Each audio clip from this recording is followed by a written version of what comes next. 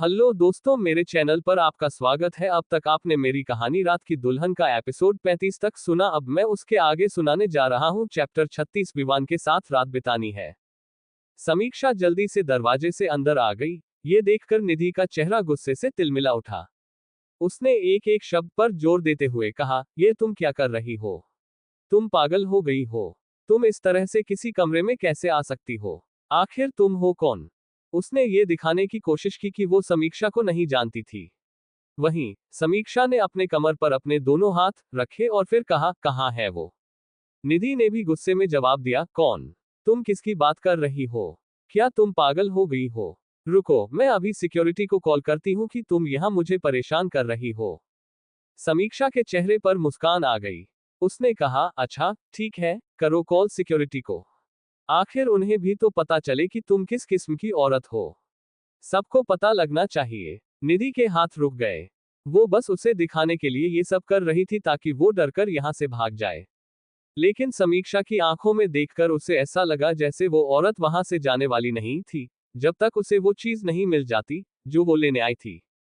निधि गुस्से में उसकी तरफ पड़ी और उसकी बाजू पकड़कर उसे बाहर की तरफ धक्का देते हुए कहा, निकलो यहाँ से, ये मेरा कमरा है। लेकिन समीक्षा ने उसका हाथ झटक दिया और उसे खुद से दूर करते हुए बोली, दूर हटो मुझसे, तुम जैसी गंदी औरत मुझे छुए मुझे बर्दाश्त नहीं, मुझे अब उसे खुद ही ढूंढना होगा। ये कहकर वो जल्दी से अंदर की तरफ जाने लगी, जहां बेडरूम मौजूद था। वो एक स्वीट था और काफी बड़ा था। उसमें दो कमरे थे। एक कमरे में विवान नहीं दिखा, तो वो दूसरे कमरे में जाने को हुई, लेकिन निधि ने फिर से उसकी बाजू पकड़ ली, तुम्हें सुनाई नहीं दे रहा जो मैंने कहा? क्या तुम बहरी हो? यहाँ कोई नहीं है, निकलो यहाँ से। समीक्षा का दिमाग सटक गया था। एक तो वो उसके पति को यहाँ लेकर आ गई थी, और ऊपर से ऐसे दिखा रही थी जैसे वो बहुत ज्यादा शरीफ हो और उसने कुछ नहीं किया हो। समीक्षा पीछे हटी और उसने निधि का हाथ देखा जिससे उसने उसे पकड़ा हुआ था। उसने अचानक उसका हाथ झटक दिया और फिर एक तमाचा उसके चेहरे पर जड़ दिया। निधि को यकीन नहीं हो रहा था कि समीक्षा ने उसे थप्पड़ मारा था। आज तक किसी ने उसके ऊपर हाथ नहीं उठाया था, यहाँ तक कि उसके घरवालों ने भी नहीं। वो थोड़ी देर के लिए अपने गाल पर हाथ रखे खड़ी रही, और जब उसने ध्यान दिया कि समीक्षा कमरे में घुस चुकी थी, तो अपने होश में वापस आए। जब उसने देखा कि समीक्षा कमरे के अंदर जा चुकी थी, तो वो भी जल्दी से उसके पीछे पीछे कमरे के अंदर पहुंची। वहां उसने देखा कि समीक्षा बेड के पास खड़ी विवान को देख रही थी, जो बेड पर अजीब तरह से लेटा हुआ था और अपने शर्ट के बटन खोलने की कोशिश कर रहा था। उसका चेहरा लाल हो गया था और ऐसा लग रहा था कि उसे बहुत ज्यादा गर्मी लग रही थी और उसकी सांसें भी बहुत तेज थी। उसे देखकर समीक्षा को एहसास हो गया कि शायद उसे कुछ दिया गया था, जिस वजह से उसकी ये हालत हो गई थी। उसने हैरानी से पहले विवान को और फिर निधि को देखा, जो अभी अभी कमरे में आई थी। उसने कहा, तुमने इसे क्या दिया है? इसे क्या हो रहा है? इसकी ये हालत किसकी वजह से हुई? निधि बहुत ज्यादा घबराई हुई थी, उसे समझ में नहीं आ रहा था कि वो क्या कहे। अब समीक्षा ने विवान को वहां देख लिया था। निधि ने अपने बचाव में कुछ नहीं कहा, मैंने कुछ नहीं दिया, मैं विवान को कुछ क्यों दूंगी? ये तो खुद से मेरे कमरे में आया था और इसने खुद कहा कि ये मुझे चाहता है और इसे आज रात मेरे साथ रहना है। समीक्षा ने अपनी बाजू बांध ली, उसने अपनी आईब्रो को ऊपर चढ़ाया और कहा, सच में? समीक्षा को साफ पता था कि वो झूठ बोल रही है। बेशक विवान कितना भी घटिया हो सकता है, लेकिन वो इतना तो बता सकती थी कि उसने इस लड़की को कभी ये नहीं कहा होगा कि वो उसके साथ रात बिताना चाहता है। लेकिन समीक्षा को ये समझ में नहीं आ रहा था कि उसने विवान को ऐसा क्या दिया है जिससे उसकी हालत हो गई है और उसने उसे कब ये दिया। लेकिन यहाँ सबसे बड़ी बात ये थी कि उसे ठीक कैसे किया जाए। उसने निधि की तरफ देखा, जो विवान को देख रही थी, और कहा, क्या दिया है तुमने उसे? अगर तुमने मुझे नहीं बताया तो मैं तुम्हारे साथ जो करूंगी, उसका तुमने कभी सोचा भी नहीं होगा। निधि कभी भी उसके सामने एक्सेप्ट नहीं करना चाहती थी कि उसने विवान को कुछ दिया था। बजाज खानदान कोई आम लोग नहीं थे। ये जानने के बाद कि विवान को उसने ड्रग दिया था, वो कभी भी उसे चैन से नहीं जीने देंगे और वो उसके और उसके परिवार के साथ ऐसा कुछ कर सकते थे जिससे उनका परिवार सड़क पर आ जाए।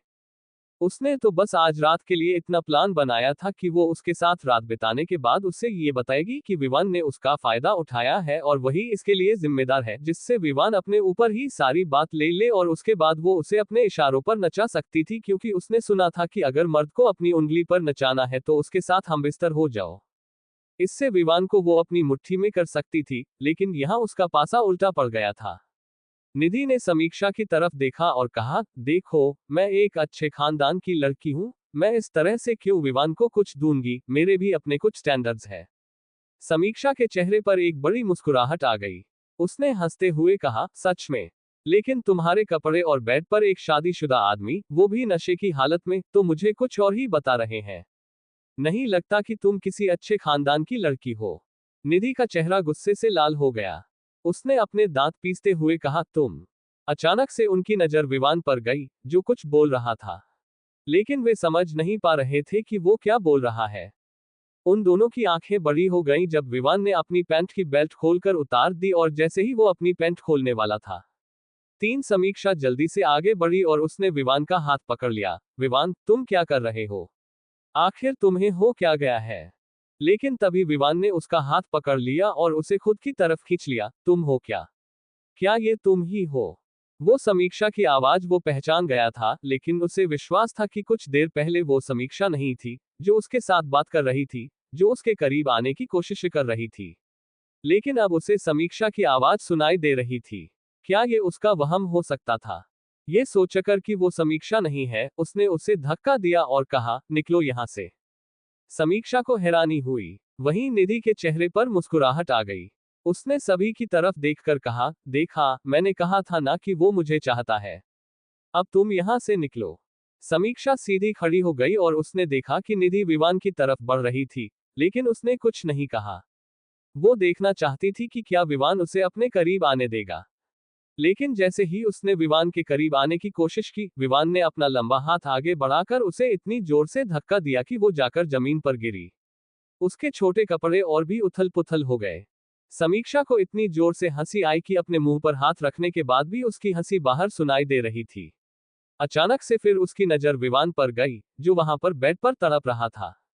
समीक्षा ने एक गहरी सांस ली और सोचा, अब मैं क्या करूं? और मैं यहाँ कहाँ फंस गई? इससे अच्छा तो मैम पार्टी में नहीं आती। उसने फिर उस गिरी हुई लड़की को देखा, जो फिर से खड़ी हो गई थी। समीक्षा ने अपनी जिंदगी में एक से एक गिरी हुई लड़कियां देखी थीं, लेकिन उसके जैसी लड़की आज पहली बार देखी थी। समीक्षा ने उससे कहा, क्या तुम अपने आप यहां से जा रही हो या फिर मुझे किसी को बुलाने की जरूरत है? निधि बोली, तुम यहां पर आए हो, तुम यहां से जाओ। समझी? ये मेरा स्वीट है। समीक्षा को लगा था कि वो ऐसे यहां से नहीं जाएगी। वो विवान को भी इस हालत में यहां से लेकर नहीं जा सकती थी और न ही उसे यहां छोड़ सकती थी। साफ दिख रहा था कि इस लड़की के इरादे बहुत ही खतरनाक थे। हो सकता था कि ये विवान के साथ कुछ वीडियो बनाकर बजाज परिवार को ब्लैकमेल करना चाहती हो। समीक्षा की नजरों में विवान के परिवार वाले बहुत अच्छे थे और उन्होंने उसके साथ बहुत अच्छा बिहेव किया था। वो कभी भी उनके साथ गलत नहीं होने दे सकती थी। और वो भी तब जब वो उनके लिए कुछ कर सकती थी। उसने बेहोश पड़े विवान को देखा और फिर अपना फोन निकाल लिया ताकि वो दादाजी को फोन कर सके। अब वही है जो उसकी मदद कर सकते थे। लेकिन जैसे ही निधि ने देखा कि उसने अपना फोन निकाला है, तो वो और भी गुस्से में आ गई।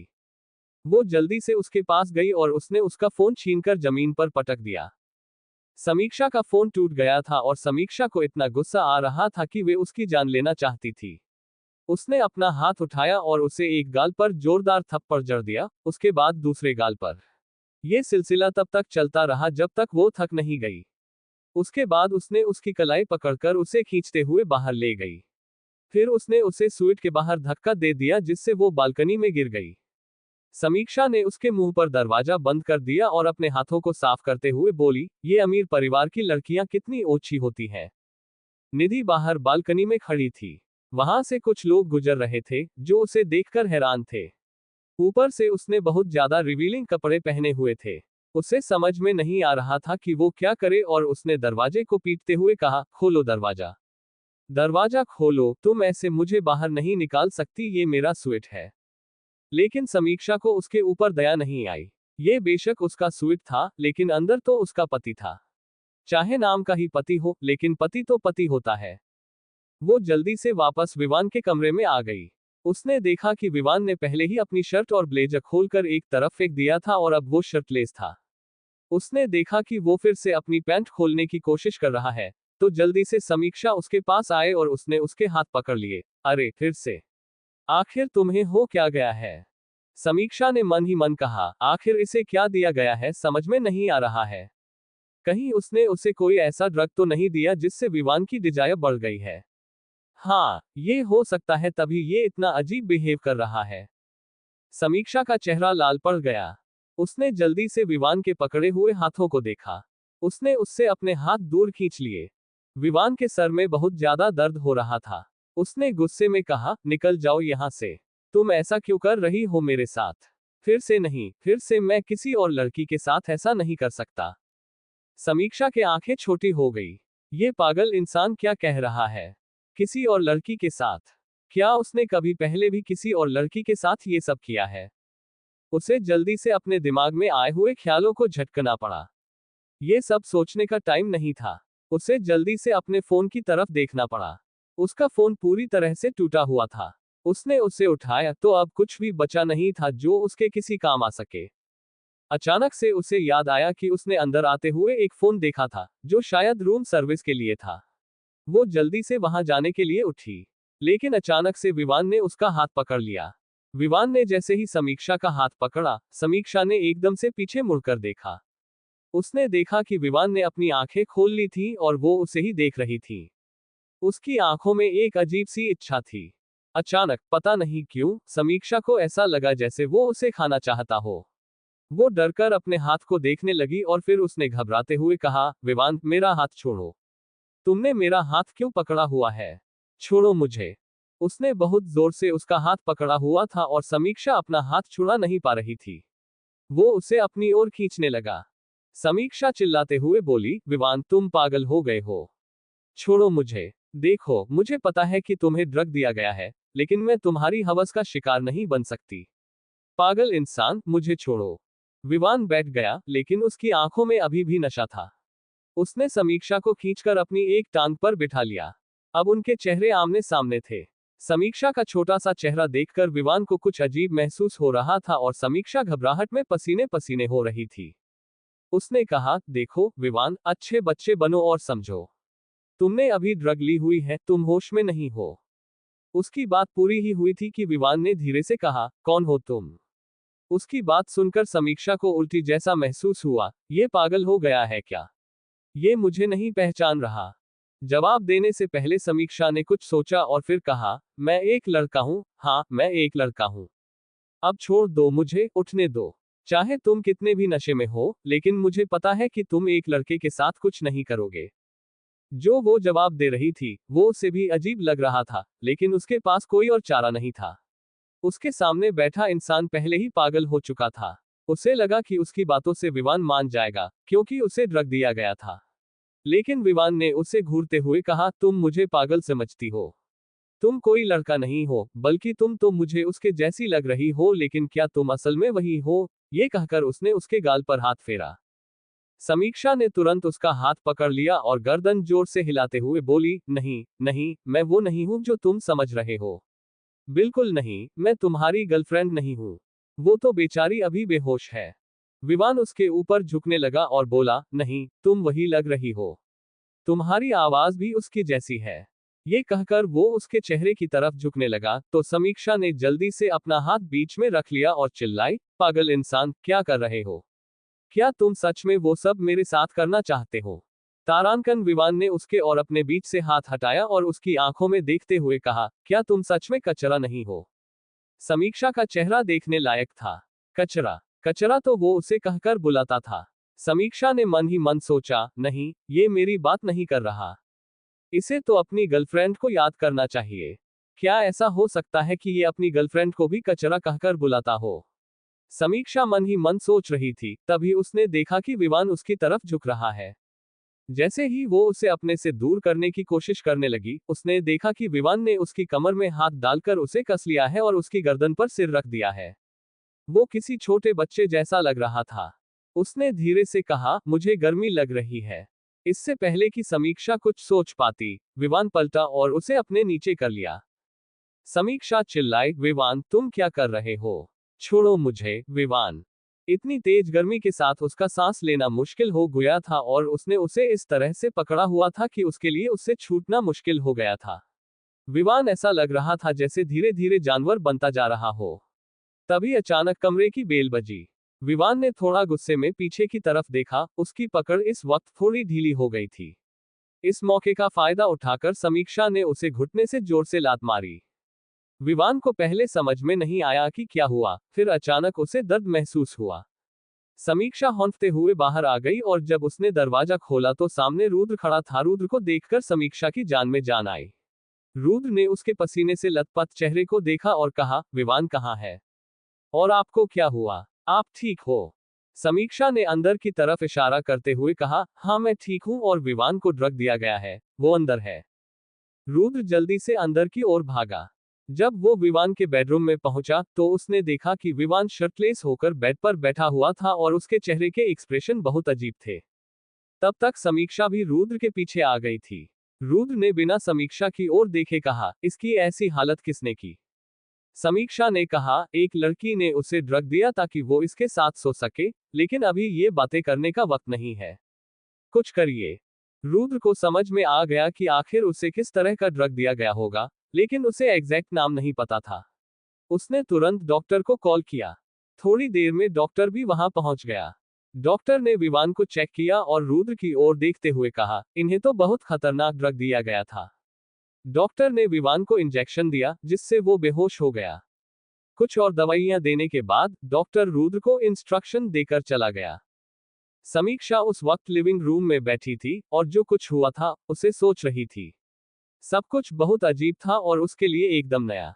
क्या ड्रग्स देने से इंसान इतना पागल हो जाता है? तभी किसी ने उसकी तरफ पानी का गिलास बढ़ाया। समीक्षा ने देखा कि वो रुद्र था। उसने गिलास पकड़ लिया और रुद्र उसके सामने बैठ गया। उसने पूछा, ये सब कैसे हुआ? समीक्षा ने कहा, मुझे नहीं पता उसे कब ड्रग दिया गया, लेकिन जब मैं उसे ढूंढने आई तो दो आदमी उसे कमरे में ला रहे थे। अगर मैं टाइम पर नहीं आती तो पता नहीं क्या होता।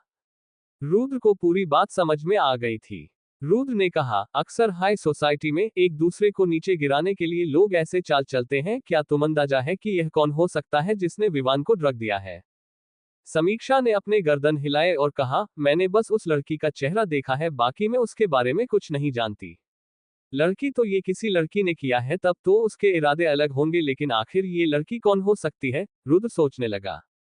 समीक्षा ने गहरी सांस ली और कहा, मतलब जितना ज्यादा पैसा उतना लफड़ा, समझ में नहीं आता कि लोग एक दूसरे के साथ ऐसा क्यों करते हैं।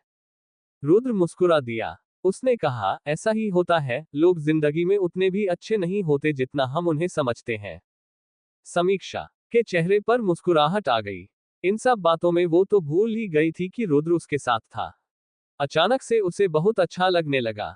रुद्र बहुत अच्छा इंसान था। समीक्षा ने उसे अपना आइडल बनाकर कोई गलती नहीं की थी। उसका चेहरा लाल हो गया और उसका दिल तेजी से धड़कने लगा। गो सी। तभी रुद्र की आवाज सुनाई दी, तुम जाकर सो सकती हो। समीक्षा एकदम से बोली, नहीं, मैं उस जानवर के पास जाकर नहीं सोऊंगी। वह थोड़ी देर पहले भी हैवान बन गया था। उसकी बात पर रुद्र को बहुत ज्यादा हंसी आ गई। वो बहुत नादान थी और कुछ भी बोल देती थी। रुद्र ने कहा, नहीं, दूसरा रूम भी है, तुम वहां जाकर सो जाओ। समीक्षा ने उसकी तरफ देखा और कहा, नहीं, मैं यहीं ठीक हूं, आप वहां जाकर सो जाए। रुद्र ने कहा, नहीं, मैं भी यहीं ठीक हूं। वैसे भी जब तक विवान होश में नहीं आ जाता तब तक मैं सो नहीं सकता। ये देखकर कि उनकी दोस्ती कितनी गहरी थी, अचानक से समीक्षा को जलन हुई। उसने फिर रुद्र को कुछ नहीं कहा। सुबह के वक्त विवान के सर में बहुत ज्यादा दर्द हो रहा था। उसने अपना सर पकड़ लिया और काफी देर तक संघर्ष करने के बाद आखिर में अपनी आंखें खोली। सामने सीलिंगा दिखी। अपनी हालत का पता लगाने के लिए जब उसने आसपास नजर घुमाई तो हैरान रह गया। वह एक कमरे में था। वह याद करने की कोशिश करने लगा, लेकिन उसे कुछ खास याद नहीं आया। उसे याद आया कि दो आदमी उसे उठाकर लाए थे। उसके बाद एक लड़की आई थी जिसने बहुत छोटे कपड़े पहने हुए थे। अचानक विवान को ऐसा लगा जैसे कुछ गड़बड़ थी। अपने शरीर को शर्टलेस देखकर वह जल्दी से खड़ा हो गया। ऐसा नहीं हो सकता। दूसरी बार मेरे साथ ऐसा नहीं हो सकता। अचानक बाथरूम का दरवाजा खुला। विवान ने नजर घुमाई, जो भी इंसान बाहर आने वाला था वह उसे जान से मार देगा। लेकिन तभी जब वह इंसान बाहर आया, उसे देखकर विवान की आंखें हैरानी से छोटी हो गईं। उसने कहा, तुम। समीक्षा ने उसकी तरफ देखा। थोड़ी देर के लिए वह डर गई। उसने घबराते हुए पूछा, तुम जाग गए? क्या तुम ठीक हो? अब तुम्हें कैसा फील हो रहा है? विवान ने कहा, तुम यहाँ क्या कर रही हो? यहाँ तो वो दूसरी लड़की थी। क्या नाम है उसका? निधि। समीक्षा को समझ में आ गया कि अब उसका नशा उतर गया है। उसने अपने दोनों हाथ बांध लिए और दीवार के सहारे टिकते हुए कहा, सीरियसली? तुम उसे इमेजिन कर रहे थे? मैंने तो बेकार में ही तुम्हें बचाया। मुझे यहाँ कुछ गड़बड़ लग रही है। शायद तुम चाहते थे कि वो यहाँ हो, मैं नहीं, है ना? विवान ने उसकी तरफ देखा और कहा, बचाया? तुमने? वह इतना ही बोल पाया था कि समीक्षा बोली, हाँ, मैंने अपनी जान जोखिम में डालकर तुम्हें उससे बचाया। लेकिन अब लग रहा है कि गलती कर दी। ये कहते हुए वह विवान की ओर आई ताकि उसे उसकी गिरी हुई शर्त दे सके। जैसे ही वह उसके पास से गुजरी, विवान ने अचानक उसका हाथ पकड़ लिया और उसे अपने ऊपर खींच लिया। वह उसकी गोद में जा गिरी। विवान ने उसे कसकर गले लगा लिया। समीक्षा को अचानक से दर्द होने लगा, क्योंकि उसने उसे इतना जोर से पकड़ा हुआ था कि उसकी हड्डियां भी टूट सकती थी। क्या ये पागल हो गया है? समीक्षा ने घबराते हुए कहा, विवान, छोड़ो मुझे। मुझे दर्द हो रहा है। उसे लगा कि शायद उसके ड्रग का असर अभी तक नहीं उतरा है। ये सोचकर कि अब उसके पास वह दूसरी औरत नहीं थी, विवान को थोड़ा रिलैक्स महसूस हुआ। वह अब दो औरतों को अपनी जिंदगी में नहीं झेल सकता था। वह पहले ही ये एक को झेल रहा था और यह काफी था उसके लिए। उसका मन नहीं था समीक्षा को छोड़ने का, लेकिन तभी दरवाजे पर किसी के पैरों की आवाज सुनाई दी। विवान ने उसकी तरफ देखा तो वहां पर एक आदमी खड़ा था। वह रुद्र था। उसने कहा, तुम? समीक्षा, जो कि विवान के सीने में दबी हुई थी, झटपटाए। जैसे ही उसने विवान के मुंह से सुना, उसे पता लग गया कि वहां रुद्र आया था और उन्हें ऐसी हालत में देखकर वह क्या सोचेगा। समीक्षा का चेहरा लाल हो गया। उसे ऐसा लगा कि बस वह विवान के सीने में ही दबकर मर जाए। रुद्र ने उन दोनों की हालत देखी और फिर एकदम से पीछे मुड़ते हुए कहा, मैं तो बस तुम्हें देखने आया था। मुझे कुछ आवाजें आ रही थीं। ठीक है, मैं चलता हूं। तुम एंजॉय करो। समीक्षा का चेहरा पूरी तरह से लाल हो गया और जैसे ही विवान की पकड़ उस पर ढीली हुई, उसने जल्दी से विवान को धक्का दिया और वह खड़ी हो गई। विवान, पागल इंसान, तुम पागल हो गए हो। तुम्हारी हिम्मत भी कैसे हुई मेरे साथ ऐसा करने की? मेरे आइडल ने मुझे ऐसे देख लिया, पता नहीं वो मेरे बारे में क्या सोच रहा होगा। हे भगवान, अब मैं क्या करूंगी? विवान का चेहरा कठोर हो गया। उसने पूछा, वो कब से यहाँ है? समीक्षा बोली, वो रात से यहाँ है। उसने ही मेरी मदद की थी डॉक्टर को बुलाने में, वरना अभी तक तुम पड़े होते यहाँ पर जिंदा लाश की तरह। विवान का चेहरा और ज्यादा डार्क हो गया। उसने पूछा, तुम रात में कहाँ थी? क्या तुम मेरे पास थी? समीक्षा ने जल्दी से कहा, नहीं। मैं क्या पोगल हूं जो तुम्हारे पास रहूंगी? तुम्हें पता है, तुम रात को पागल हो गए थे, एक जानवर बन गए थे। तुमने मुझे ऐसे खुद के पास खींच लिया था। भगवान का शुक्र है कि रुद्र ठीक समय पर आ गया, वरना तुम तो पता नहीं मेरे साथ क्या कर देते। मैं और रुद्र पूरी रात लिविंग रूम में थे। हमने बहुत समय तक बातें की और उसने मुझसे बहुत कुछ पूछा, मेरी जिंदगी के बारे में भी। ये कहते हुए उसके चेहरे पर मुस्कुराहट थी, ऐसी मुस्कुराहट जो विवान ने कभी नहीं देखी थी। विवान का चेहरा जितना कठोर हो सकता था, उतना कठोर हो गया।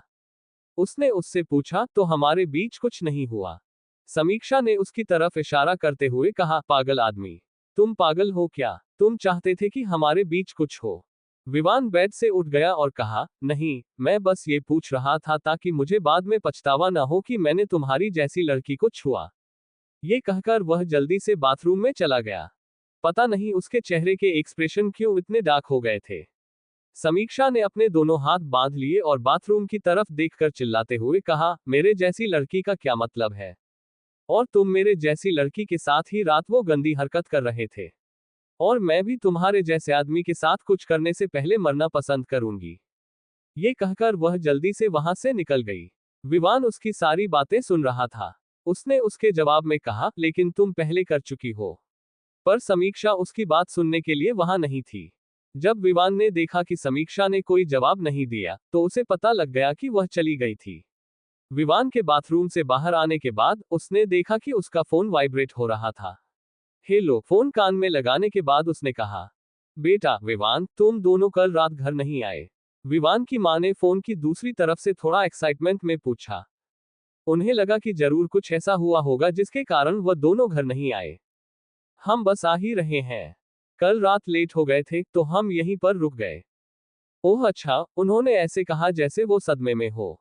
हैरानी की बात थी कि विवान की टोन गुस्से वाली नहीं थी। उन्हें लगा था कि कुछ मसालेदार खबर मिलेगी।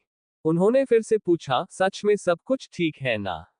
विवान थोड़ा इरिटेट होते हुए बोला, मॉम सब कुछ ठीक है, अब मैं कॉल काट रहा हूँ। ये कहकर विवान ने कॉल काट दिया और वहीं प्रेरणा ने हैरानी से फोन को देखा और अपने होंठ गुस्से में भींच लिए। अपनी शर्ट पहनते हुए जब विवान बाहर आया तो उसने देखा कि समीक्षा और रुद्र बैठकर लिविंग रूम में बातें कर रहे थे। वो दोनों किसी बात पर हंस रहे थे जिससे विवान का चेहरा सुर्ख पड़ गया। तो ये दोनों रात को भी इसी तरह से बैठकर यहाँ बातें कर रहे थे। रुद्र ने समीक्षा से पूछा, क्या आपको आज कॉलेज जाना है? समीक्षा ने वहां लगी घड़ी की तरफ टाइम देखते हुए कहा, मुझे 10 बजे तक कॉलेज पहुंचना है, आज कॉलेज में कुछ जरूरी काम भी है। उन दोनों पर ध्यान दिए बिना विवान बाहर की तरफ जाने लगा। जैसे ही रुद्र और समीक्षा ने उसे देखा, वो दोनों खड़े हो गए। रुद्र ने कहा, विवान तुम जा रहे हो? हाँ, विवान ने जवाब दिया और दरवाजा खोलकर बाहर निकल गया। विवान और समीक्षा ने एक दूसरे की तरफ देखा। समीक्षा जल्दी से अंदर गई और अपना पर्स उठाया और भागते हुए बाहर आ गई। उसने कहा, ठीक है, मैं चलती हूँ। रुद्र वहां अकेला बचा था। उसे कुछ भी समझ में नहीं आ रहा था कि क्या हुआ। क्या विवान किसी बात को लेकर गुस्सा था? क्या उसका मूड इसलिए खराब था क्योंकि उसे ड्रग दिया गया था? रुद्र भी रात भर नहीं सोया था। उसने अपना चश्मा बाहर निकाला और अपनी आंखों पर लगाते हुए वो भी बाहर आ गया। वहीं समीक्षा जल्दी से भागते हुए विवान के पास पहुंची। क्या तुम पागल हो? तुम ऐसे ही मुझे छोड़कर कैसे जा सकते थे? विवान रुक गया, जिससे समीक्षा का सर उसकी पीठ से टकराया और अपना सिर सहलाते हुए उसने कहा, तुम? माँ। विवान ने उसकी तरफ देखा और कहा, तो तुम मेरे पीछे पीछे आ गई? क्या तुम्हें रुद्र ने नहीं कहा कि वो तुम्हें घर छोड़ देगा? समीक्षा चिढ़कर बोली, वो क्यों छोड़ेगा? मैं तुम्हारे साथ आई थी और तुम्हारे साथ जाऊंगी। विवान उसे ताना मारते हुए बोला, तो तुम्हें पता लग गया कि तुम मेरे साथ आई थी? लिप बाइट करते हुए समीक्षा ने उसे घूरकर देखा और फिर अपनी बाहें मोड़ ली।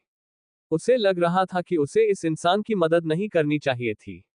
रात को यह इंसान किसी की मदद डिजर्व ही नहीं करता। वहीं फिर उनमें से किसी ने कुछ नहीं कहा। कार में बैठने के बाद समीक्षा ने अपनी गर्दन सीट के सहारे कर ली और अपनी आंखें बंद कर ली। वो पूरी रात जागती रही थी इस पागल के लिए, लेकिन उसे इसका जरा भी कद्र नहीं था। आज के बाद वो कभी भी इंसानियत दिखाकर इसकी मदद नहीं करेगी।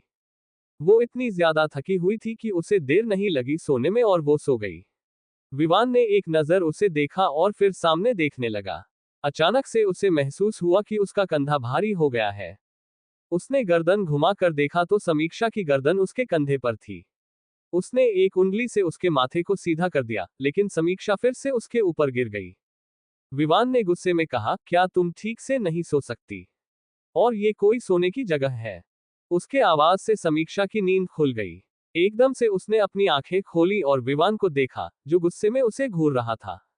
समीक्षा बिल्कुल सीधी बैठ गई और अपना मुंह बनाकर बाहर की तरफ देखने लगी।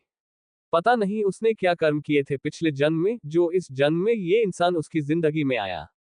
जब वो घर पहुंचे तो ऐसे थे जैसे दो दुश्मन एक साथ आए हो। मुंह फुलाए हुए दोनों कार से बाहर निकले। विवान के दादा दादी और उसकी मां लिविंग रूम में बैठे हुए थे। जब उन्होंने विवान और समीक्षा को आते देखा तो विवान की मां जल्दी से खड़ी हो गई। आ गए तुम दोनों, उन्होंने कहा। विवान ने कोई जवाब नहीं दिया, बल्कि समीक्षा ने कहा, जी। लेकिन उन दोनों के चेहरे ही उतरे हुए थे। ये देखकर प्रेरणा का चेहरा खिल उठा और उसने मन ही मन कहा, जरूर मेरा प्लान काम किया होगा और इस लड़की ने विवान को सबके सामने शर्मिंदा किया होगा। जरूर ही इस लड़की का सबने वहां मजाक बनाया होगा। लेकिन अगले ही पल जब प्रेरणा ने समीक्षा को किसी दूसरे खूबसूरत से गाउन में देखा तो उसका दिल बुझ सा गया। वो सोच में डूब गई क्योंकि शायद उसके प्लान पर पानी फिर गया था। वो अपनी ही सोच में थी कि दादी ने कहा, पहले ऊपर जाकर फ्रेश हो जाओ, तब तक हम नाश्ता लगवाते हैं। समीक्षा ने गर्दन हिला दी और वो भी जल्दी से वहां से ऊपर की तरफ चली गई। विवान की मां ने अपने सास ससुर की तरफ देखा और कहा, ऐसा नहीं लगता कि जैसे कुछ गड़बड़ है। कहीं पार्टी में कुछ गड़बड़ तो नहीं हो गई। विवान की दादी ने टीवी की तरफ देखते हुए कहा, गड़बड़ नहीं, बहुत गड़बड़ है। ये दोनों फिर से लड़कर आए हैं, चेहरा देखकर तुम्हें नहीं लगा?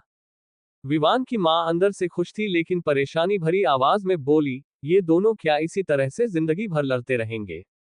मेरे बेटे को इससे शादी करनी ही नहीं चाहिए थी। ये कहकर उन्होंने अपने सास ससुर की तरफ देखा जो कुछ सोच रहे थे। ये देखकर प्रेरणा के चेहरे पर शातिर मुस्कान आ गई। वहीं ऊपर विवान जल्दी से वॉशरूम में चला गया और समीक्षा धम्म से बेड पर गिर गई।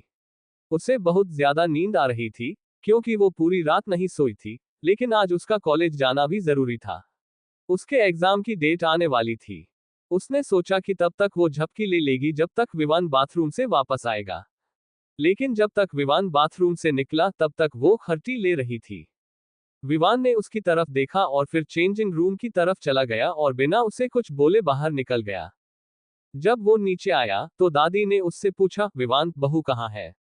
विवान ने बिना दादी की तरफ देखे कहा, आई डोंट नो। एक प्रेरणा फिर से खुश हो गई। उसका बेटा अब शायद समीक्षा से और ज्यादा नफरत करने लगा था। विवान जब ऑफिस पहुंचा तो उसने सबसे पहले अपने असिस्टेंट को बुलाया। उसके सिर में अभी भी हल्का चक्कर हो रहा था। अपने चेयर पर पीछे की तरफ झुकते हुए उसने अपनी आंखें बंद करके अपने असिस्टेंट से कहा, आकाश शर्मा की कंपनी खरीदने के लिए जो भी प्रोसीजर है पूरा करो। जैसे ही उसके असिस्टेंट ने उसकी बात सुनी, वो हक्का बक्का रह गया। सुबह सुबह किसी की कंपनी खरीदनी है? वैसे तो ये बात विवान के लिए आसान थी, लेकिन फिर भी एक रात में क्या हो गया था जो वो अचानक से शर्मा कंपनी खरीदने की बात कर रहा था। असिस्टेंट ने हामी भरने के अलावा कुछ नहीं किया और जल्दी से बाहर भाग गया काम को पूरा करने के लिए। तारांकन समीक्षा की नींद एक फोन कॉल से खुली। अपने कान में फोन लगाते हुए उसने कहा, क्या हुआ? अरे ड्रामा क्वीन, क्या तुम कॉलेज नहीं आ रही? कुहू ने फोन की दूसरी तरफ से कहा। आ रही हूं। अभी कौन सा 10 बजे बज गए हैं? समीक्षा ने जवाब दिया। 12 बजे बज गए हैं, कुहू ने कहा। क्या मजाक कर रही हो? अभी तो 9 बजे बजे हुए हैं, समीक्षा ने हैरान होकर कहा। अपनी आंखें खोलो और टाइम देखो, कुहू ने जवाब दिया। समीक्षा ने जल्दी से आंखें खोली और फोन में जब वक्त देखा तो वह जल्दी से बैठ गई। 12 बजे बज गए। हे भगवान, उसने बाथरूम की तरफ देखा। उसका दरवाजा थोड़ा खुला हुआ था। समीक्षा ने विवान को मन ही मन गाली देते हुए कहा, राक्षस आदमी। उसे पता था कि मुझे कॉलेज जाना है, फिर भी उसने मुझे नहीं उठाया। पाप लगेगा उसे, कीड़े पड़ेंगे। 3 वह जल्दी से खड़ी हुई और नहाकर तैयार हो गई। नीचे आए तो विवान की मां डाइनिंग टेबल पर दिन के खाने की तैयारी कर रही थी। जैसे ही उन्होंने समीक्षा को देखा, कहा, खुल गई महारानी की नींद। तुम तो सच में यहाँ महारानी जैसी जिंदगी जी रही हो। समीक्षा ने अपने होंठ भींच लिए।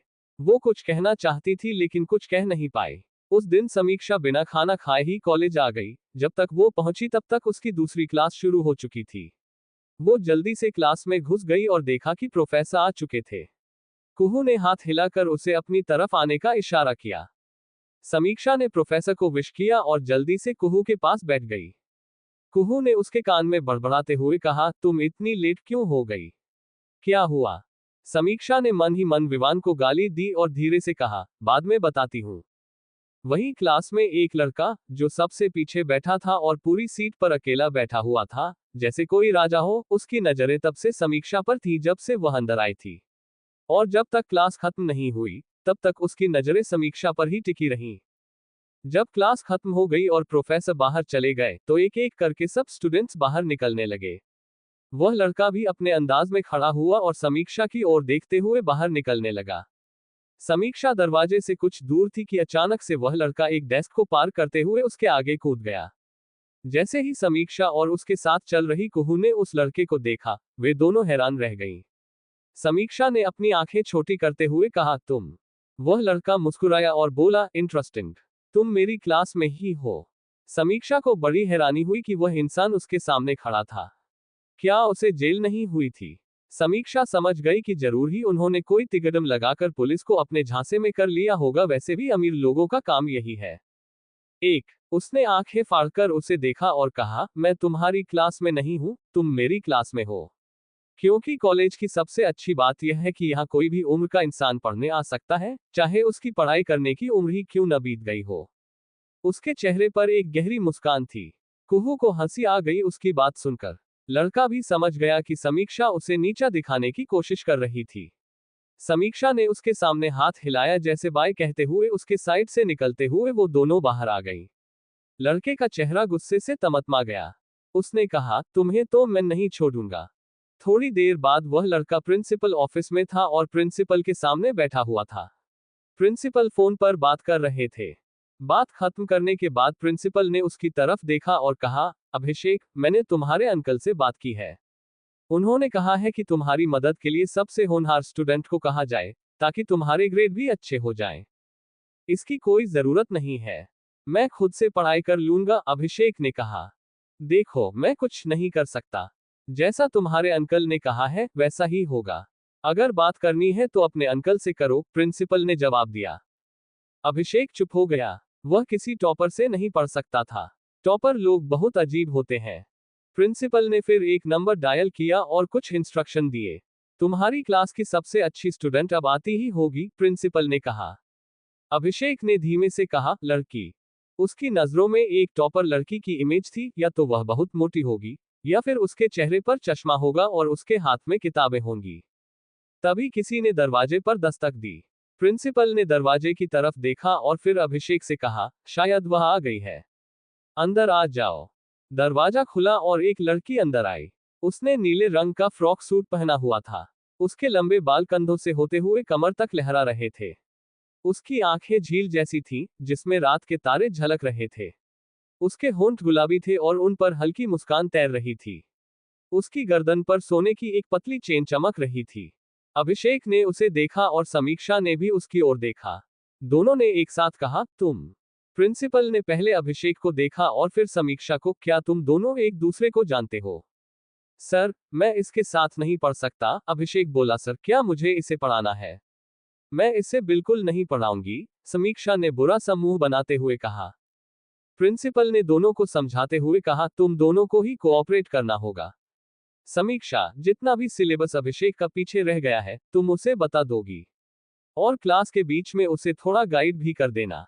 समीक्षा मना करना चाहती थी, लेकिन प्रिंसिपल की बात टाल नहीं सकी। उसने अभिषेक की ओर उम्मीद से देखा कि वह मना कर दे। लेकिन अभिषेक ने जब उसकी उम्मीद भरी नजरों को देखा तो उसने अपना मन बदल लिया और मुस्कुराते हुए कहा, ठीक है, सर। इसी लड़की से पढ़ाई करूंगा। तारांकन समीक्षा की आंखें फटी रह गईं। अभिषेक के चेहरे की मुस्कान देखकर उसका मन हुआ कि उसका मुंह तोड़ दे। प्रिंसिपल से बात करने के बाद समीक्षा और अभिषेक प्रिंसिपल के कमरे से बाहर निकले। दोनों एक साथ चल रहे थे और अभिषेक ने मजाकिया अंदाज में कहा, वाह, मजा आएगा तुमसे पढ़ने में। समीक्षा को उसकी बात सुनकर गुस्सा आ गया, लेकिन उसने खुद को शांत रखा। वह जानती थी कि अभिषेक उसे परेशान करने का प्लान बना रहा है। उसने उसकी ओर देखा और रुक गई। उसकी आंखों में गहरी नजरें डालते हुए समीक्षा ने कहा, मिस्टर अभिषेक, मैं आपकी अब टीचर हूं। और आपको तो पता है, टीचर अपने स्टूडेंट को मार भी सकती है। इसलिए कृपया ऐसी गलती मत करना जिससे आपको मार खानी पड़े। अभिषेक का चेहरा देखने लायक था। उसने गुस्से में उसकी ओर देखा और कहा, तुम्हारी कोई औकात नहीं है मुझे मारने की। समीक्षा बिना झिझके बोली, लेकिन तुम्हारी औकात है मार खाने की। अभिषेक का चेहरा गुस्से में लाल हो गया। तभी दरवाजा खुला और वह दोनों तुरंत सीधे खड़े हो गए। प्रिंसिपल उनके पास से गुजरते हुए थोड़ी देर के लिए रुके और बोले, अच्छे से पढ़ाई करना। अभिषेक और समीक्षा ने तुरंत अपनी गर्दन हिला दी, जैसे मानो वे पूरी तरह से आज्ञाकारी हो। प्रिंसिपल के जाने के बाद अभिषेक कुछ बोलने ही वाला था कि समीक्षा ने तुरंत अपना फोन निकाला और कहा, अपना नंबर दो मुझे ताकि मैं तुमसे कांटेक्ट कर सकूं। अभिषेक के चेहरे पर फिर से एक शरारती मुस्कान उभर आई। उसने कहा, मुझे देखकर तुम्हें कुछ कुछ हो रहा है, नहीं रहा जा रहा है तुमसे। समीक्षा ने उसे घूरते हुए बीच में ही टोका, बकवास मत करो और जल्दी से नंबर दो, मुझे तुम्हें कुछ नोट्स शेयर करने हैं। अभिषेक ने उसकी ओर देखा और फिर उसके फोन में अपना नंबर सेव कर लिया। समीक्षा फिर वहां से जाने लगी, लेकिन फिर कुछ सोचकर अचानक रुकी और पलटकर बोली, तुम्हारा भाई अभी भी जेल में है। अभिषेक की मुस्कान अचानक गायब हो गई। उसका चेहरा कठोर हो गया। उसने बिना कुछ कहे समीक्षा की ओर गहरी नजरों से देखा। ये तो समीक्षा जान गई थी कि उसके भाई को कुछ भी नहीं हुआ होगा, लेकिन उसने अभिषेक को परेशान करने के लिए सवाल पूछा, क्योंकि वो उसे भी काफी परेशान कर चुका था। जैसे ही उसने सवाल पूछा, अभिषेक का चेहरा एकदम से कठोर हो गया, जिससे समीक्षा को संतुष्टि मिली। उसने अपना हाथ उठाकर उसे बाय कहा और जल्दी से वहां से चली गई। अभिषेक ने गुस्से में अपनी मुट्ठी कस ली और कहा, ये लड़की, मैं इसे नहीं छोड़ूंगा। वहीं दूसरी तरफ देवांश और उसकी मां अपने लिविंग रूम में बैठे हुए थे। वो दोनों उदास लग रहे थे और आशिका किचन में उनके लिए चाय बना रही थी। देवांश की मां ने दोबारा से कंफर्म करने के लिए पूछा, क्या सच में? क्या वो जमीन हमारे हाथ से निकल गई और हमें उसका कुछ भी नहीं मिला? देवांश ने अपने सिर पर हाथ रखा और उसे सहलाते हुए कहा, हाँ, निकल गई है। मुझे नहीं पता क्या हो रहा है और क्या नहीं। मैं जो भी कुछ सोचता हूँ वह हमेशा उल्टा ही पड़ जाता है। देवांश की मां ने कहा, बेटा, यूं हार मत मानो। जो भी होगा अच्छे के लिए होगा। देवांश ने अपनी मां की बात का जवाब नहीं दिया। अब इससे बड़ा और क्या हो सकता था। उसने लोन के लिए अप्लाई किया, लोन उसे नहीं मिला, उसकी जमीन चली गई, और अब इससे बुरा क्या हो सकता था। ऐसा लग रहा था जैसे सब कुछ धीरे धीरे खत्म होता जा रहा है। आशिका उनकी बातें सुन रही थी।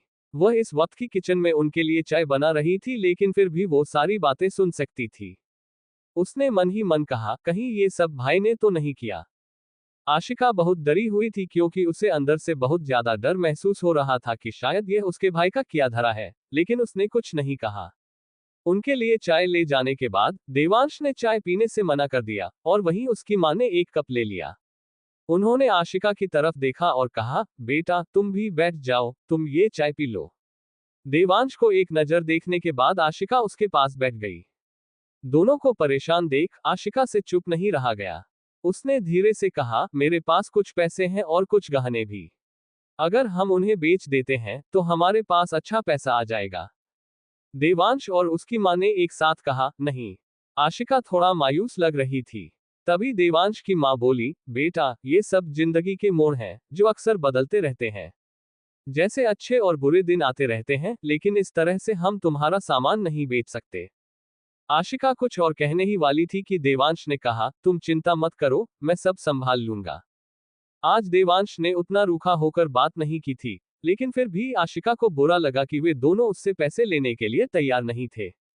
क्या वह उनके लिए एक पराई 4:07 बनती जा रही थी। तभी उसे याद आया कि उसने और देवांश ने अब तक उससे शादी नहीं की थी और वह उसकी कानूनी पत्नी नहीं थी। उसने देवांश की तरफ देखा और कहा, देवांश, हमने अभी तक शादी नहीं की है। मुझे लगता है हमें शादी कर लेनी चाहिए। बिना शादी के साथ रहना गलत है। अगर मेरे घर वालों को ये बात पता चली तो पता नहीं वे क्या करेंगे। देवांश ने उसकी तरफ देखा, जो बड़ी आस लगाकर उसे देख रही थी। देवांश सोच रहा था, किस मिट्टी की बनी है ये। इतना कुछ सहने के बाद भी मेरे साथ खड़ी है और बोल रही है कि मुझसे शादी कर लो, जबकि इसके पास अभी भी इतने ऑप्शन हैं कि यह खुशी से अपनी जिंदगी बिता सकती है। तभी देवांश की मां ने कहा, देवांश, वह सही कह रही है। इससे पहले कि कुछ और गलत हो, तुम्हें शादी कर लेनी चाहिए। देवांश ने एक पल सोचा, फिर उठते हुए कहा, ठीक है। देवांश की मां और आशिका दोनों खुश हो गए। इस बार वह उनके ऊपर ज्यादा नहीं भड़का था, वरना हमेशा वह उन पर गुस्सा करता रहता था जब भी वे इस बारे में बात करते थे। जब समीक्षा कॉलेज से वापस आई, तो उसने देखा कि लिविंग रूम में दादाजी और दादी जी बैठकर टीवी देख रहे थे। समीक्षा भी जल्दी से आकर उनके पास बैठ गई। दादाजी, आप क्या देख रहे हैं? उसने चहकते हुए पूछा। उसका छोटा सा चेहरा देखकर वे दोनों खुश हो गए, क्योंकि उसकी हंसी ऐसी थी कि सामने वाले के चेहरे पर मुस्कान ला देती थी। अचानक से टीवी पर न्यूज आने लगी, शर्मा इंडस्ट्री की आधे से ज्यादा ब्रांचेज बजाज ग्रुप ने खरीद ली हैं। जैसे ही उन्होंने वह न्यूज देखी, उनके कान खड़े हो गए।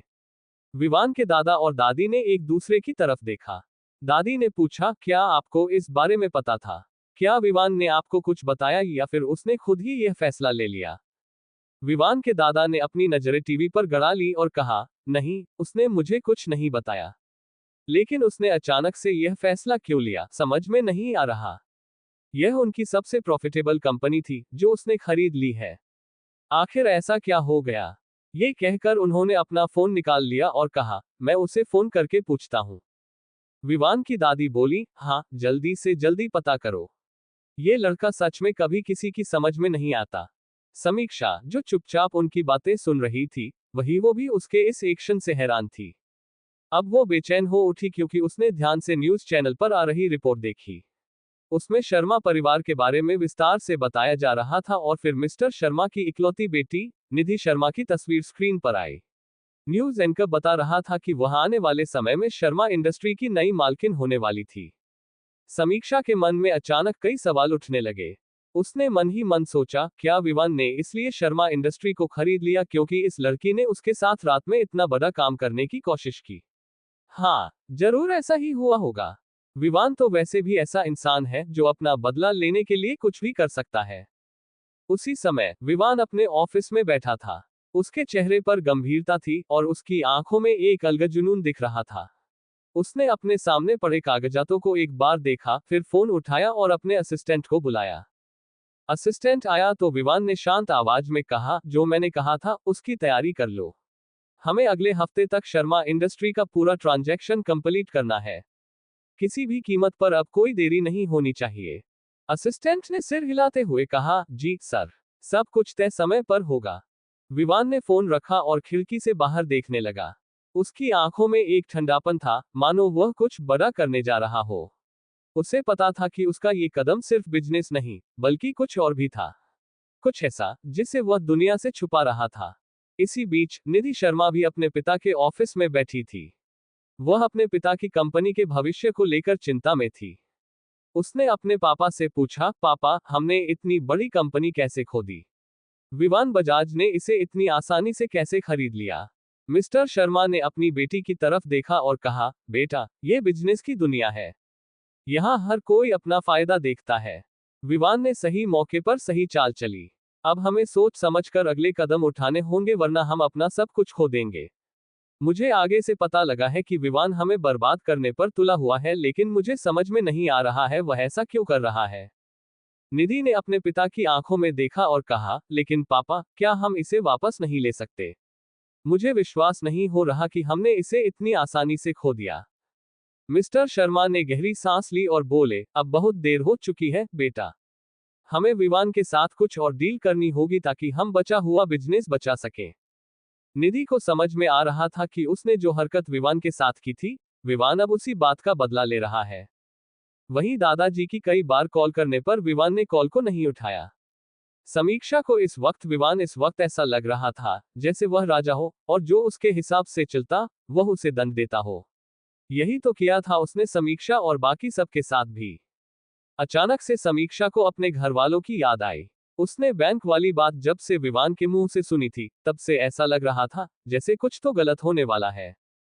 दादाजी ने फोन को साइड में रख दिया और धीरे से कहा, वो नहीं उठा रहा, पता नहीं कहाँ होगा।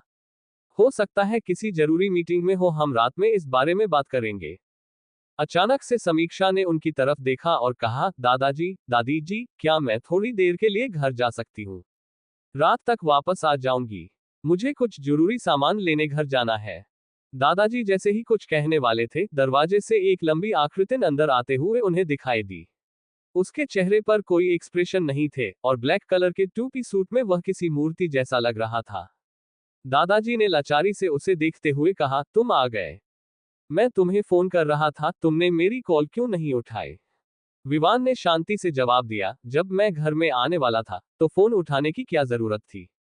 समीक्षा, जो इनकी बातें सुनने में इंटरेस्टेड नहीं थी, उठकर दादाजी की तरफ देखकर बोली, दादाजी, दादी जी, क्या मैं जा सकती हूँ? दादाजी ने अपनी गर्दन हिलाए और कहा, हाँ, तुम जा सकती हो। समीक्षा खुश हो गई। वह बोली, ठीक है, पहले मैं अपना सामान ऊपर रखकर आती हूँ। वह जल्दी से ऊपर गई, अपना सामान रखा और फ्रेश होकर नीचे आ गई। उसने देखा कि अभी भी उसके दादाजी और विवान किसी बात पर बहस कर रहे थे। जब तक वो उनके पास पहुंची तब तक दोनों ने अपनी बात कह दी थी और अब दोनों शांति से बैठे हुए थे। विवान के चेहरे पर गुस्सा झलक रहा था और वही दादाजी का भी यही हाल था। जैसे ही दादाजी ने समीक्षा को देखा, वह बोले, बेटा, तुम अकेली नहीं जाओगी, विवान तुम्हारे साथ जाएगा। समीक्षा, जो खुशी खुशी घर जाने के लिए तैयार थी, जब उसने दादाजी की बात सुनी तो वह हैरान रह गई। उसने सोचा, मैं इस आदमी के साथ नहीं जाऊंगी। और वही विवान भी उसके साथ नहीं जाना चाहता था। समीक्षा और विवान दोनों ने एक साथ जल्दी से दादाजी को देखा और बोले, नहीं। दादाजी और दादी जी दोनों हैरान थे। उन्होंने पहले विवान को देखा, फिर समीक्षा को, और बोले, क्या हुआ? तुम दोनों एक दूसरे के साथ क्यों नहीं जाना? दादाजी ने थोड़ी कठोर आवाज में कहा। विवान बोला, नहीं, मेरा तबीयत ठीक नहीं है। मेरे सर में दर्द है। I want rest. मैं इसके साथ नहीं जा सकता। दादाजी बोले, तुम जाओगे क्योंकि तुम पति हो उसके। तुम्हारा फर्ज बनता है। अभी नई नई शादी हुई है, अच्छा लगता है क्या कि बहू सब जगह अकेली जाए? बस 1-2 घंटे की बात है, उसके बाद वह दोनों वापस आ जाना। ये तो नहीं है कि हम हमेशा के लिए तुम्हें वहां भेज रहे हैं। विवान बोला, इसे इसके घर ले जाना मेरा काम नहीं है, so please don't force me. I. Vivaan की बात सुनकर दादाजी ने गुस्से में उसे देखा, लेकिन वो जानते थे कि वो बहुत जिद्दी है। जब उसका मन नहीं है तो वो नहीं जाएगा। उन्होंने समीक्षा की तरफ देखा और कहा, बेटा तुम्हें ड्राइवर लेकर चला जाएगा। समीक्षा भी यही चाहती थी, वो विवान के साथ नहीं जाना चाहती थी। वो वहां से बाहर आ गई और मन ही मन बोली, अच्छा हुआ वो आदमी मेरे साथ नहीं आया, नहीं तो मैं पागल हो जाती। विवान को खरी खोटी सुनाते हुए वो कार तक पहुंच गई। वे ड्राइवर को देखने लगी कि विवान वहां आ गया। आगे का दरवाजा खोलते हुए विवान ने कहा, आगे बैठो। समीक्षा ने हैरानी से उसे देखा और कहा, तुम मेरे साथ जा रहे हो? विवान ने उसकी तरफ देखा और कहा, एक सेकंड है तुम्हारे पास, नहीं तो घर का रास्ता भूल जाओ। समीक्षा का मन कर रहा था कि वो उसे जान से मार दे। वो जल्दी से कार में बैठ गई और विवान ने कार स्टार्ट कर दी। समीक्षा ने देखा कि उसके चेहरे के एक्सप्रेशन नहीं बदले थे, लेकिन वो देख सकती थी कि वो गुस्से में है। विवान ने जब उसे घूरते हुए देखा तो बिना उसकी तरफ देखे कहा, घूरना बंद करो मुझे। समीक्षा ने एकदम से उससे नजरें हटा ली और कहा, मैं तो बस तुम्हारे ऊपर बैठी हुई मक्खी देख रही थी। विवान ने गाड़ी की स्पीड बढ़ाई और कहा, और उस मक्खी का नाम समीक्षा है, क्यों? उसकी बात सुनकर समीक्षा ने उसे खुले मुंह से देखा, तुम मुझे मक्खी कह रहे हो? विवान बोला, मैंने ये तो नहीं कहा कि तुम मक्खी हो। समीक्षा अच्छे से समझती थी उसकी डबली मीनिंग बातों को। तभी समीक्षा को याद आया कि किस तरह से विवान उसके साथ आने के लिए मना कर रहा था, लेकिन फिर वो आ गया। उसने फिर विवान की तरफ देखा और पूछा, तुम अचानक से मेरे साथ आने के लिए क्यों मान गए? विवान ने उसकी बात का जवाब नहीं दिया और कार रोक दी। वहीं समीक्षा उसे देख रही थी। विवान ने सीट बेल्ट खोलते हुए कहा, अगर तुम्हारा घूरना हो गया हो तो तुम्हारा घर आ गया, तो क्या मैं उतर जाऊं? विवान की बात सुनकर समीक्षा ने आसपास देखा। वो दोनों समीक्षा के घर पहुंच गए। समीक्षा जल्दी से गाड़ी से बाहर आ गई और अपने घर की तरफ दौड़ी, बिना विवान का इंतजार किए। जब तक वो बेल बजा रही थी, विवान भी उसके पास पहुंच गया। तभी आशिका ने दरवाजा खोला और जब उसने समीक्षा और विवान को वहां देखा तो वो खुश हो गई। समीक्षा, भाई। विवान ने एक नजर उसे देखा तो उसके तन बदन में जैसे आग लग गई। उसने अपने गुस्से को किसी तरह कंट्रोल और फिर अपनी नजरें फेर ली। समीक्षा जल्दी से उसके गले लग गई। भाभी, आप कैसी हैं? मैं ठीक हूँ। आशिका ने उन्हें अंदर आने के लिए रास्ता छोड़ा और दरवाजा बंद करके उनके पीछे आई। विवान अच्छे से सब कुछ देख रहा था। समीक्षा और विवान दोनों घर में आ चुके थे और विवान ने घर को एक नजर में पूरी तरह से परखा। ये घर उसके अपने कमरे से भी छोटा था। अचानक से उसे अंदर से अजीब महसूस हुआ, जैसे उसका यहाँ सांस लेना मुश्किल हो रहा हो। समीक्षा ने आशिका से पूछा, भाभी, मम्मी और भाई कहाँ हैं? आशिका ने जवाब दिया, पड़ोस में किसी की डेथ हो गई है। मम्मी जी वहां गई हैं और देवांश किसी जरूरी काम से बाहर गया है। समीक्षा ने थोड़ा निराश होकर कहा, ओह, अगर देवांश भाई और मम्मी घर होते तो उनसे भी मिल लेती। 4:12 आशिका ने जवाब दिया, आप दोनों बैठो, मैं आपके लिए कुछ बनाकर लाती हूँ, क्या पता तब तक मम्मी जी भी आ जाए। समीक्षा ने जल्दी से कहा, नहीं भाभी, इसकी कोई जरूरत नहीं है। दरअसल मुझे अपने कमरे से कुछ सामान लेना था, इसलिए मैं बिना बताए आ गई। ये कहते हुए समीक्षा ने देखा कि आशिका कुछ छुप छुप कर विवान को देख रही थी, लेकिन विवान ने एक बार भी ठीक से उसकी तरफ नहीं देखा। समीक्षा को अचानक से अपने दिल में दर्द महसूस हुआ। उसे पता था कि आशिका अपने भाई से बहुत प्यार करती थी, लेकिन जब से उसने अपनी शादी से भागकर ये हरकत की थी, तब से विवान साथ उससे बात नहीं करता था। और अभी वो उसे ऐसे इग्नोर कर रहा था जैसे वो वहां है ही नहीं। आशिका ने उसकी बात का जवाब देते हुए कहा, अरे कैसी बातें कर रही हो? ये तुम्हारा ही घर है, तुम जब चाहे आ सकती हो। समीक्षा मुस्कुरा दी। उसने अपने कमरे की तरफ बढ़ते हुए विवान को एक नजर देखा, जो अब भी चारों तरफ के घर को बड़े ध्यान से देख रहा था। घर की सादगी और छोटेपन से वो थोड़ा असहज था, लेकिन उसने कुछ भी जाहिर नहीं किया। इस अजीब सी चुप्पी के बीच आशिका ने जल्दी से कहा, मैं तुम दोनों के लिए पानी लेकर आती हूँ। ये कहकर वो जल्दी से किचन की तरफ चली गई। समीक्षा ने धीरे से विवान से पूछा, तुम यहाँ क्यों आए हो, विवान? सच बताओ। विवान ने उसकी आंखों में गहराई से देखते हुए जवाब दिया, और मुझे तुम्हारे सवालों का जवाब क्यों देना चाहिए? समीक्षा ने झुंझलाते हुए कहा, ये सब नाटक क्यों कर रहे हो? कह दो कि तुम अपनी बहन को देखना चाहते थे। विवान ने ठंडी आवाज में कहा, तुम कुछ ज्यादा ही बोल रही हो। समीक्षा उसकी आंखों में और भी गहराई से देख रही थी, जैसे कुछ जवाब ढूंढ रही हो। लेकिन विवान की आंखों में ऐसा कुछ भी नहीं था जो उसे संतोष दे सके। वो बस रहस्यमय ओरा लिए खड़ा था। समीक्षा जान गई थी, वो उसकी बात का जवाब नहीं देने वाला है। वो मुड़ी और अपने कमरे की तरफ जाते हुए बोली, मैं सामान लेने जा रही हूँ। विवान ने देखा, वो वहां से जा रही थी और उसने फिर आशिका को किचन से आते हुए देखा। वो फाय समीक्षा के पीछे उसके कमरे तक आ गया। लेकिन जैसे ही वो उसके कमरे में आया, उसका चेहरा डार्क और डार्क हो गया। ऐसे एक्सप्रेशन जो किसी की जान ले सकते थे, वो उसके चेहरे पर थे। समीक्षा को एहसास हुआ कि उसे किसी के चलने की आहट सुनाई दी और अचानक से बंद हो गई। जब वो पीछे मुड़ी, तो उसने विवान को दरवाजे पर खड़े हुए देखा।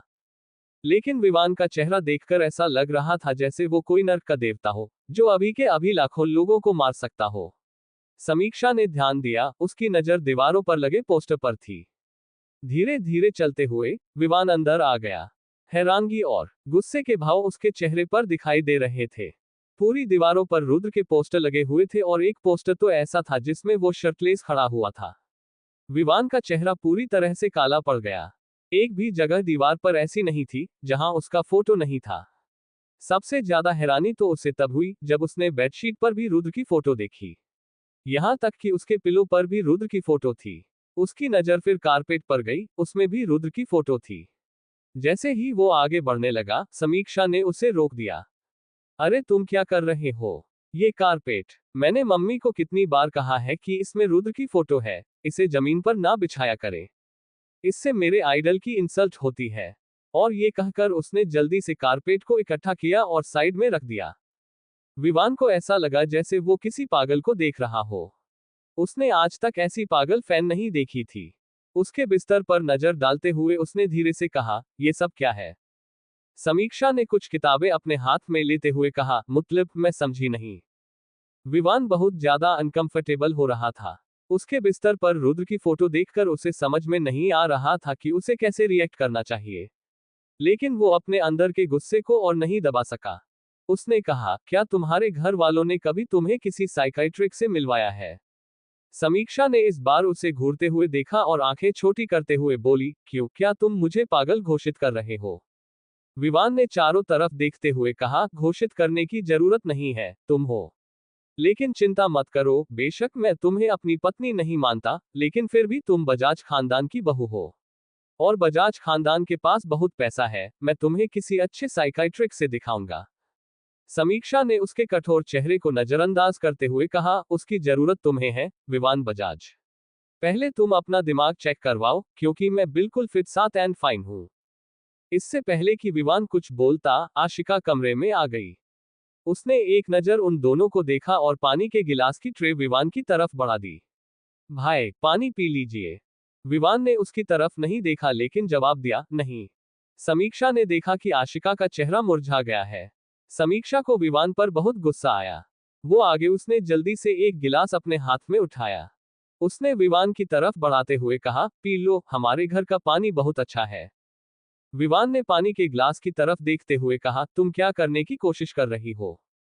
जब समीक्षा ने उसके आगे से गिलास नहीं हटाया तो उसने भी बहस नहीं की और पानी का गिलास पकड़ते हुए बोला, क्या ये फिल्टर है? वो साफ साफ उसका मजाक उड़ाने की कोशिश कर रहा था, और शायद आशिका का भी। समीक्षा का मन हो रहा था कि वो इस इंसान को जान से मार दे। वो उसे नीचा दिखाने का कोई मौका नहीं छोड़ता था।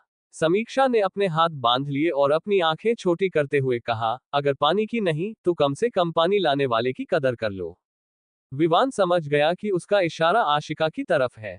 उसने नजर हटा ली और एक घूंट पानी पियो। उसके बाद उसने गिलास वापस ट्रे में रख दिया और समीक्षा ने भी ऐसा ही किया।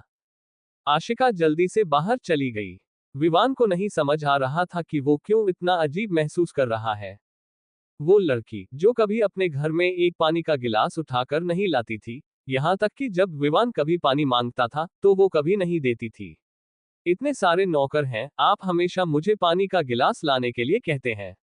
ये कहकर गुस्सा करती थी वो यहाँ सब काम कर रही थी। विवान को आशिका पर बहुत गुस्सा आ रहा था, कहाँ वो आलीशान महलों की रानी हो सकती थी और कहाँ आज वो झोपड़ी जैसे घर में महज एक नौकरानी बनकर रह गई है। ये सब सोचते हुए विवान ने अपनी मुट्ठियों को कस लिया। वहीं समीक्षा वापस मुड़कर सामान ढूंढने की कोशिश करने लगी। उसे एक फाइल चाहिए थी जो उसे उस पागल इंसान अभिषेक को देनी थी। सोचते हुए वो अपने चेहरे पर एक उंगली से टेप करते हुए बोली, कहाँ होगी वो फाइल। वो याद करने की कोशिश कर रही थी समीक्षा। तभी उसे कुछ याद आया और उसने जल्दी से अपनी अलमारी खोली। जैसे ही उसने अलमारी खोली, उसके ऊपर उसके कपड़ों का ढेर गिर गया। आधे कपड़े जमीन पर थे और आधे उसके ऊपर। 4:16। उसने अपने आंखों के आगे से कपड़े हटाते हुए कहा, ये क्या है? मम्मी ने अलमारी अभी तक ठीक नहीं की है। वो थोड़ी शर्मिंदा हुई क्योंकि विवान भी वहां था। उसने जल्दी से अपने शरीर से कपड़ों को हटाया और फिर पीछे देखा। विवान बेशक हंस नहीं रहा था, लेकिन फिर भी उसके चेहरे के एक्सप्रेशन ऐसे थे जैसे वो उसका मजाक बना रहा हो। समीक्षा गुस्से में तिलमिलाकर बोली, क्या है? मुझे इस तरह से क्यों देख रहे हो? तभी अचानक से विवान की नजर अलमारी पर गई। आधे कपड़े जो नीचे गिर गए थे, उनके पीछे कुछ सामान था साथ, लेकिन वो कपड़े नहीं थे बल्कि किसी की तस्वीर थी। जैसे ही विवान ने उन तस्वीरों को देखा, उसकी आंखें फिर से छोटी हो गईं। विवान ने कहा, ये कौन है? आखिर क्या होगा आगे जानने के लिए अगला भाग देखें और मेरे चैनल को सब्सक्राइब, लाइक, शेयर करें। धन्यवाद।